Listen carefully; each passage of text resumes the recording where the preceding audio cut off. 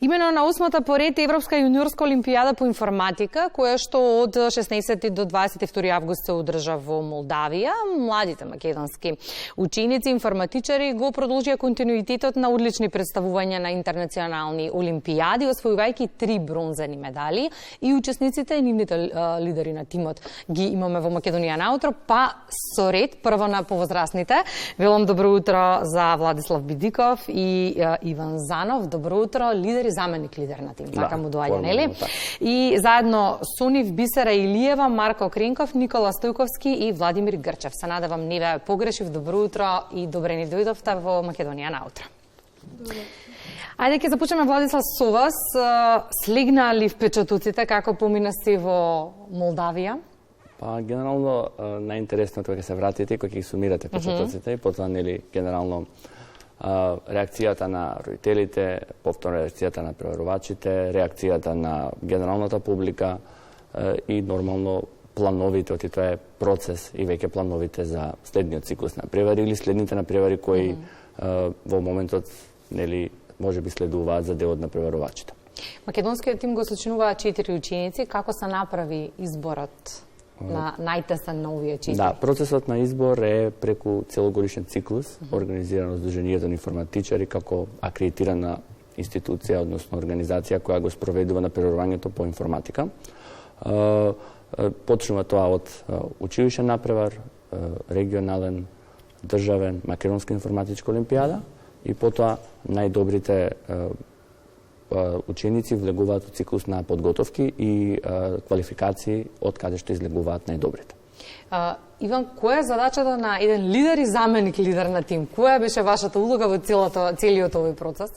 Повеќе бе фокусиран на спремање на децата, Што значи тоа? Припремање на надпревари, материјали, решавање на задачи, објаснување на задачи, за време на олимпијадата, превод на задачите на македонски да може да ги решаваат, да ги читаат на македонски.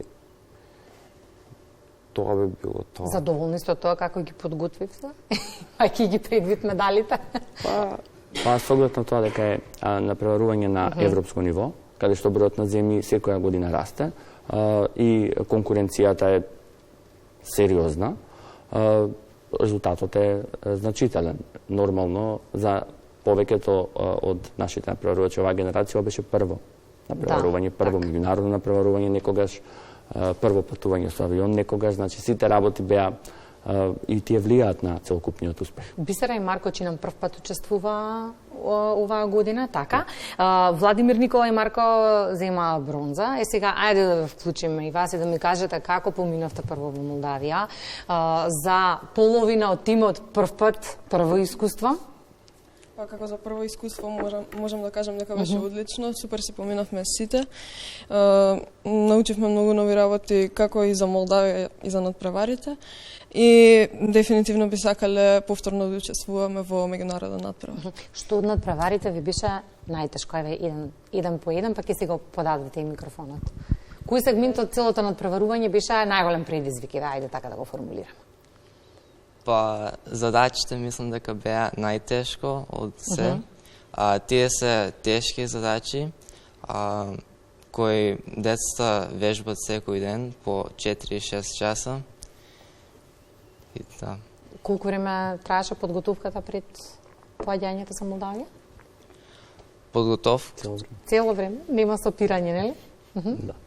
Во однос на бронзата, колку беше тешко да се дојде до бронза? Конкуренцијата беше огромна, барам од податоците кои што ги гледам јас, 98 ученици од 26 европски земји, сериозни учесници имавте. Да, имавме учесници од цела Европа. Бронзениот медал ми беше огромен успех што го добив. За сите што го добивме, бидејќи минатите години пробувавме и не успеавме оваа година некако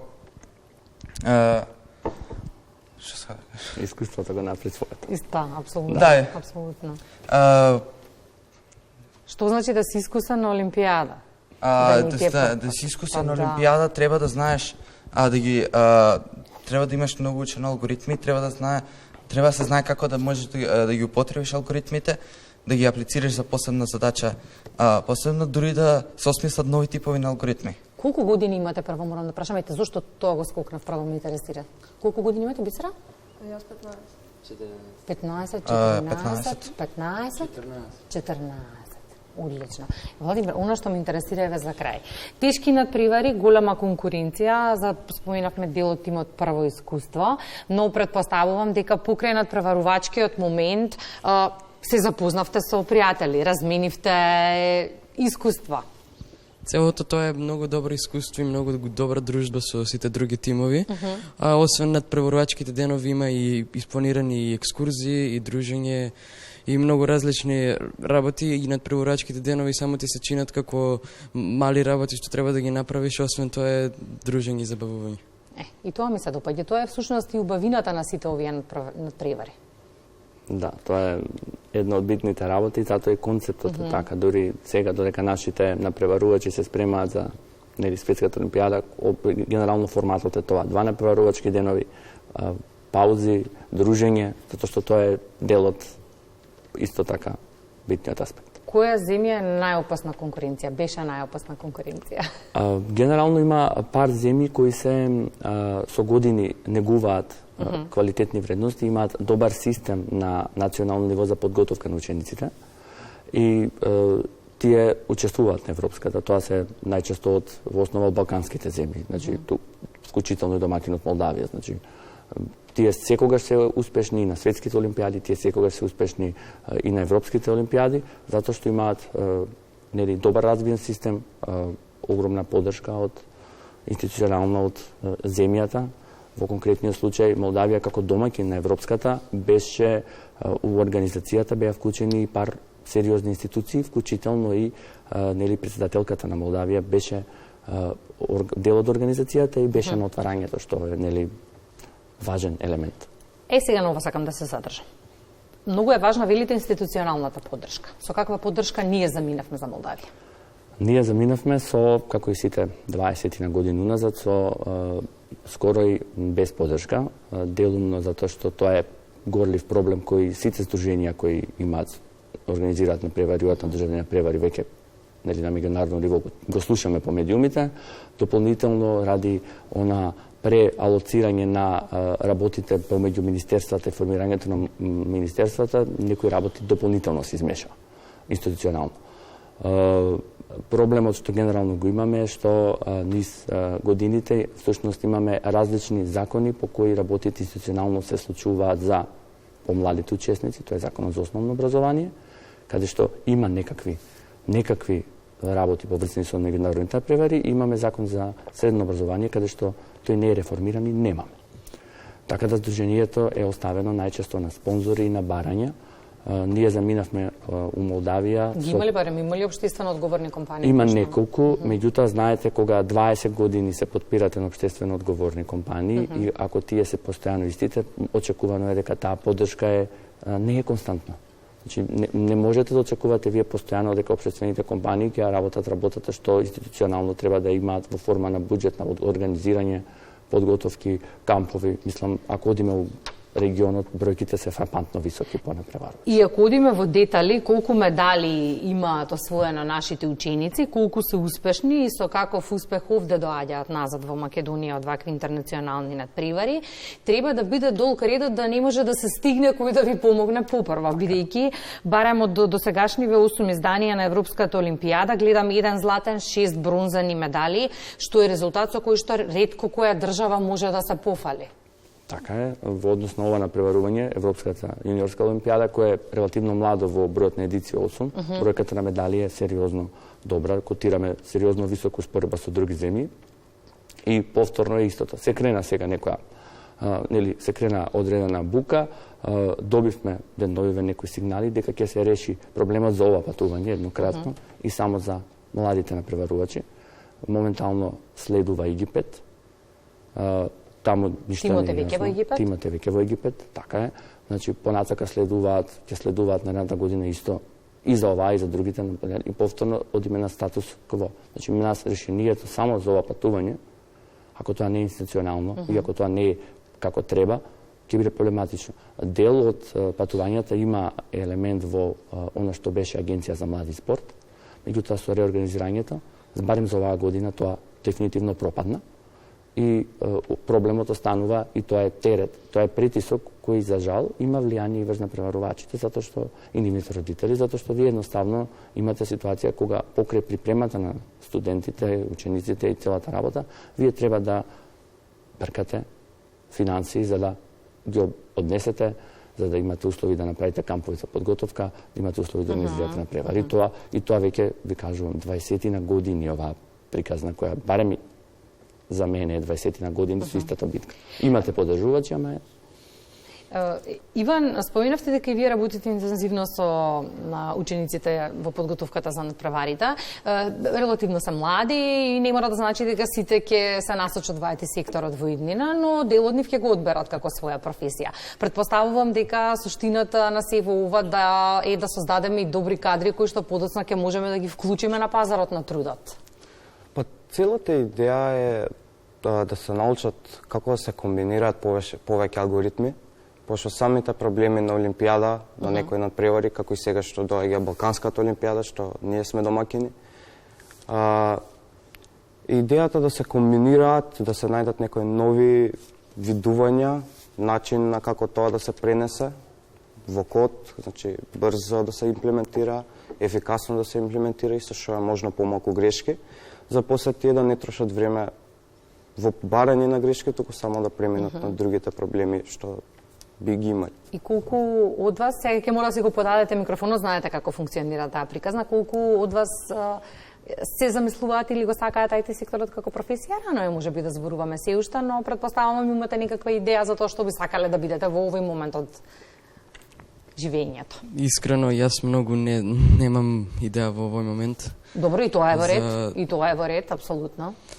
Планирам во блиската иднина да продолжам да се надпреварувам, ама за понатаму стварно не знам. Добра. Мене многу ми е мило програмирањето. Добра. Јас за средно училиште го избрав математичко-информатичката гимназија. Тука некаде се. Бидејќи таму се учат многу, таму многу ќе си го проширам знањето во областите на програмирањето и на математиката, друга наука која што исто така сакам и се надпреварувам на неа. За понатаму на факултет ништо не сум планирал. Но те забележав како го наблюдуваш и анализираш студиото наше во текот на разговорот. Предпоставувам дека знаете дека зад сево ова што го гледаат гледачите на екраните стои сериозна IT поддршка. Ке ни требате, момци, ке ни требате. Добра идеја е да размислуваш Ева и на таа тема. Ке размислувам. Добра. IT сектор или? Јас мислам дека уште е рано. Уште е рано, добро, има време. Но мислам дека нешто со врска со IT. Со тоа, да. Бисера, ти имаме многу малку жени во информатиката. Да, исто како и нив, сметам дека е уште рано да се размислува за професија. Дури сега да имам некоја идеја, не мора да значи дека тоа ќе се оствари. Дипломатски, добра. Секако планирам идните години да продолжам да се надпреварувам, ама за професија е навистина рано. Да. Средно ќе се запишам во гимназија. Во гимназија? Да. Добро, па и гимназијата е нуди можност по тоа, нели, да се одбере факултет каков што ќе посакате. Не сакам што сега да се насочувам. Ви посакувам многу успеси, ви посакувам многу следни олимпијади, многу медали да ни донесете овде назад во Македонија, посакувам многу поддршка, бидејќи без поддршка ништо не бива, и да се видиме некаде пред Азербеџан, следно е 2025 таму доаѓа. Да. Скоро официјално е дека наредната Европска јуниорска олимпијада ќе биде во Азербеџан.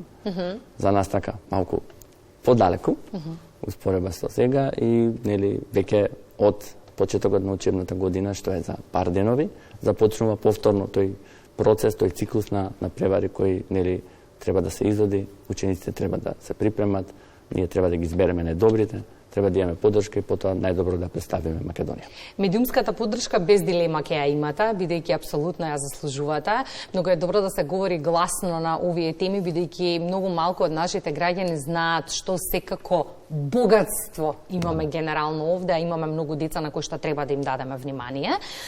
Дел од нив споменаа дека не знаат што сакаат и легитимно е, но се уште се многу млади. Зашто и да се одберат и како факултет, дали може да бидат во иднина информатичари, IT програмери, како му доаѓа сето тоа, ако се и да речеме правници како мене. Ограничува ли дипломата? Тоа ме интересираше. Дипломата што е нели круна на вашето универзитетско, односно академско учење и патешествие, не мора да биде ограничувачки фактор. Ние на факултетот за информатички науки и компјутерско инженерство имаме наменска мастер програма која е наменета за менеджмент во IT и е наменета за луѓе кои немаат диплома од IT факултет. Значи тоа веќе години функционира. Од друга страна, знаеме дека е можно да за одредени професии поврзани со IT да се едуцирате и да се доодицирате и да бидете со тесна специјалност и така да бидете добри во тоа. Оно што е генералната разлика е дека овде имаме, нели, во случајот со учениците имате можност во текот на нивниот во циклусот на развој да како они имаат потреба да тоа го моделирате, да го развиете во тоа што они сакаат и не тесно специализација. Во случајот Иван е таков пример, он е студент на факултетот, своето напреварувачко искуство го искористи сега понатака да биде ментор, односно ги подготвува неговите помлади колеги. Значи тоа е можноста да ги работите, правите пошироко е. Специализацијата и стручноста ние на факултетот лани почнавме со наменски стручни студии. Ве приготвуваме за точна одредена насока и тука на вистина диплома или предзнање од некоја област не мора да биде услов. Тогаш, Иван, ќе седнеме на неколку часови, барем основите да ни ги покажете, да ни ги заморуваме секојдневно нашите колеги од IT секторот од МТВ. Благодарам многу за гостувањето во Македонија наутри, посакувам многу успех. Благодарам.